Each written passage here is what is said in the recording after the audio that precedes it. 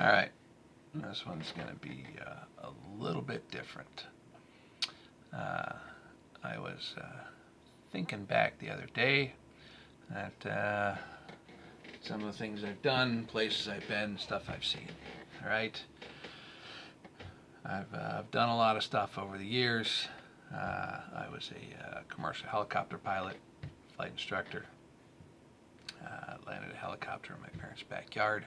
I also, keep in mind, this is in the very early 90s, and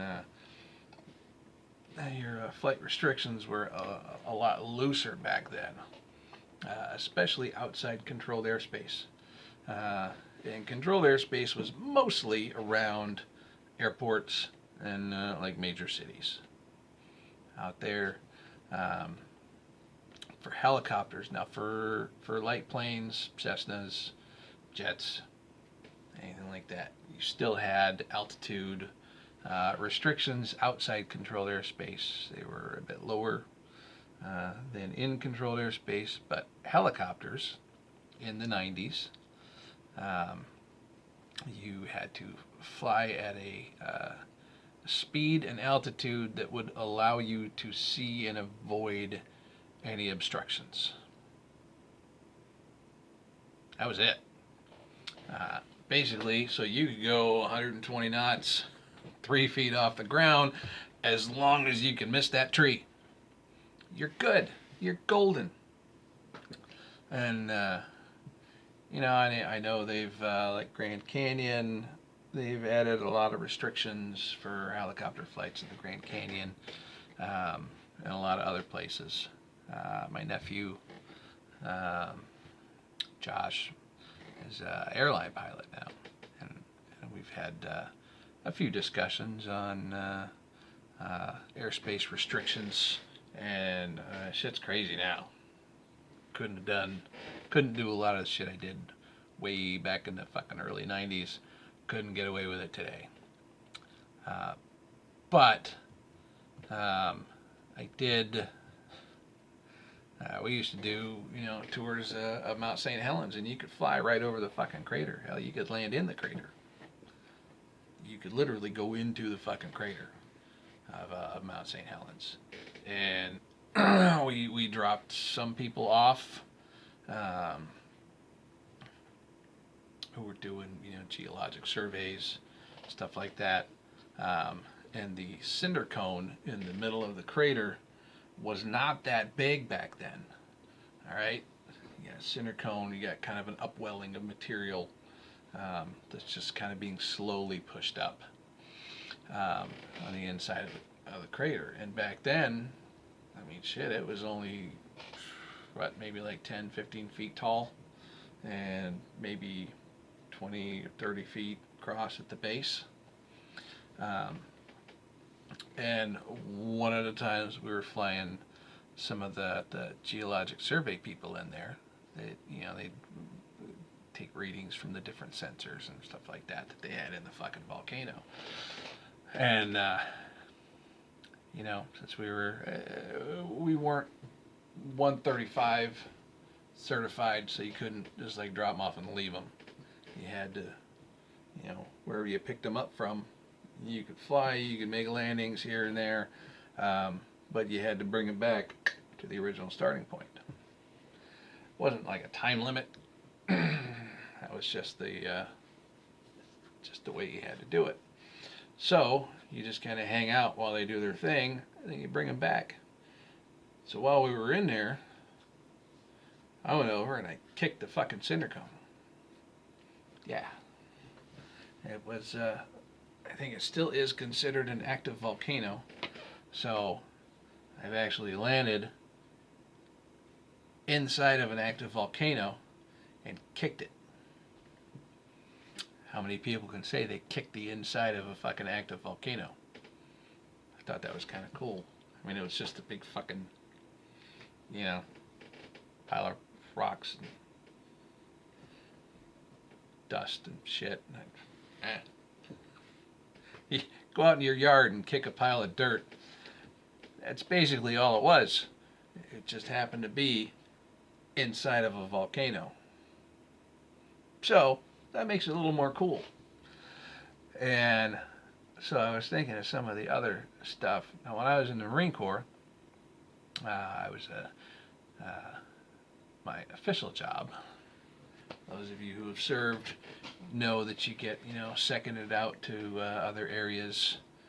Um, Sometimes on full, TDY, temporary duty station, temporary duty. Other way, we just call it being fapped out to other shops. And you can go to a lot of different schools. You can apply for whatever school you want. That's one of the cool things about the Marine Corps, at least. I can't speak for the other branches because I wasn't in them. I would assume they probably work the same. But there's a lot of professional schools that you can go to, and you can apply for whatever the fuck you want. You can apply for scuba school or jump school or SEER school or sniper school or any of them. You can apply for them. Doesn't mean you're going to get to go to them. What they do is they'll have a list of the people saying, hey, these 500 people want to go to this school. All right, well, there's 30 slots. Let's use that as an example. 30 slots in the school. These are the people. So of this list this month, let's whittle it down. Let's say there's 40 people that sign up for it, and they got 30 slots that month for that school. And let's say 28 of the people on the list have to go to the school for their MOS, their military occupational specialty. They're actually, assigned as a scout sniper. So they have to go to sniper school for their job. So first 20, those 28 guys get those first 28 seats. Now they got 2 more seats to fill. All right, well, let's take the first 2 people off the list that don't require it for their jobs, but wanted to do it. Boom, fills up those 30 seats. And then the other 10 people get to go on, you could stay on a waiting list. I think you have to reapply. I don't remember how long they keep you on the list. But people who have to have the school for their job get first crack at those school seats, and then whatever's left over, let's say the next month there's only 22 people that have to have it, so they'll take 8 from the waiting list of people that just think it would be cool. So, I got to go to some of those schools. Other ones, I went to TPL school, which was Technical Publications Librarian, learning how to update the manuals. It was a week long. I didn't learn a fucking thing. When they send you the updated pages for your book, it's listed at the top, right? Where it goes. And the cover page says these pages supersede these pages from these sections from this manual. So you take the old pages out, you put the new pages in. It never required a school. All right? So I got nothing out of that. But it was a week long. It was a week on Coronado. And was it the air station? NAS Coronado, Naval Air Station, or just I don't remember what kind of a Navy base it was. But so I got to spend a week in Coronado, it's outside of San Diego. So every night we went to town. Me and there was another Marine there taking another school from my unit. Same duration. We just go to a different class each day. And then we go out and we drink heavily and raise hell out in town. So that was fun. But also you got to travel. Went on a lot of different deployments. And you do your different deployments. They got overseas, they got stateside. So you get to travel a lot. You go to a bunch of different bases across the U.S. And it's a lot of fun. But one of the places that I got to go which is what I wanted to talk about when I started this 10 fucking minutes ago. I'm sorry. I thought this would be shorter, but that's okay. One of the places that I got to go, we had an aircraft make a precautionary landing. Had some lights on his dashboard light up that were bad.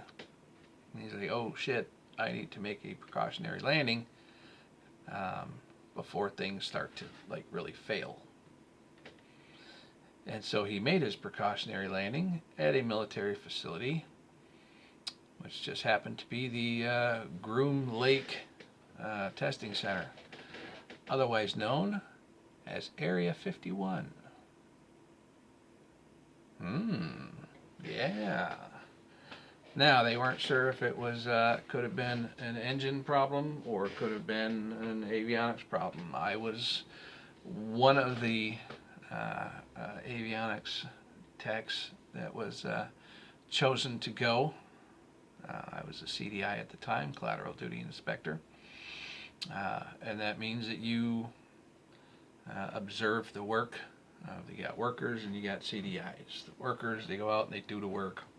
And then the CDI inspects not just the one thing he was working on, but everything within like a 5-foot radius of the work that was done.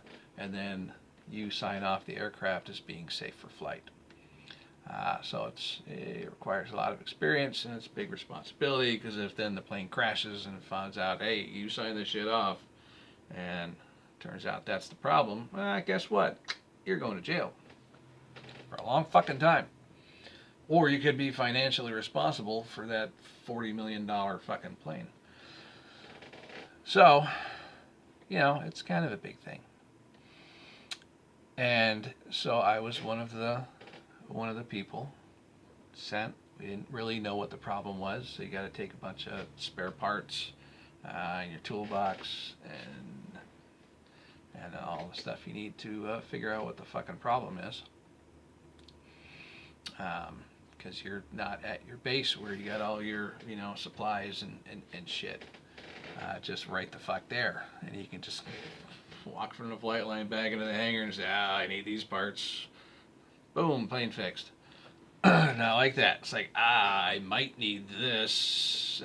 From what the pilot said, it could be this problem, this problem, this problem, or this problem. So, we got to bring those parts for the possible problems. So we get on a C-130 and we fly to Area 51, Groom Lake. All right, now, Harrier that's what I worked on, was Harriers. The vertical, the V-stall, vertical, short takeoff and landing. The planes that can hover. And so it's at one end of the runway. All right, and we fucking land, and they have a stop at the other end of the fucking runway.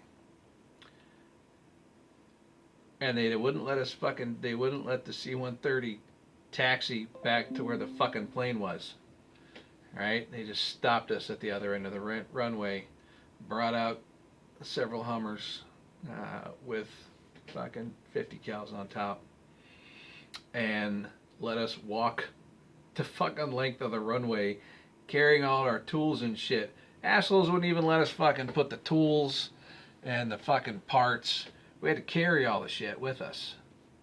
And some of that shit, well, most of that shit's fucking heavy. Those guys were dicks.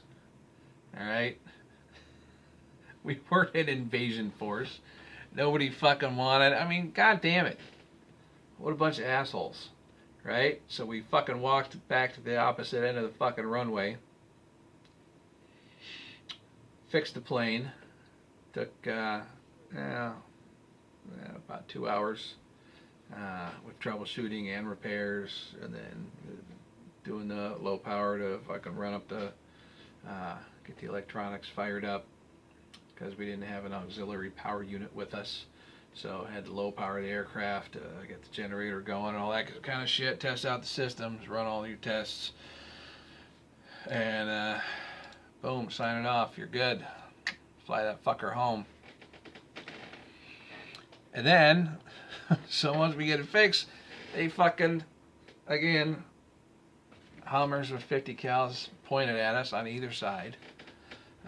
We get to walk back the length of the fucking runway again, getting the C-130, which is then allowed to taxi back to where the fucking Harrier's parked, because you got to take off into the wind, right? You take off and land into the wind, so that the airflow is going against the wings, adds increased lift. All right, if you go with the wind is decreasing the lift and pushing you into the fucking ground. So you don't take off or land with the wind. You want to go into the wind. So when we're leaving, we walk the fuck back, get in the C-130, which then is allowed to taxi back to where we just fucking were. I don't know why they wouldn't let us do that to begin with, knowing that we'd have to do that anyway. It's just fucking dumb. And then take off and head back to Yuma.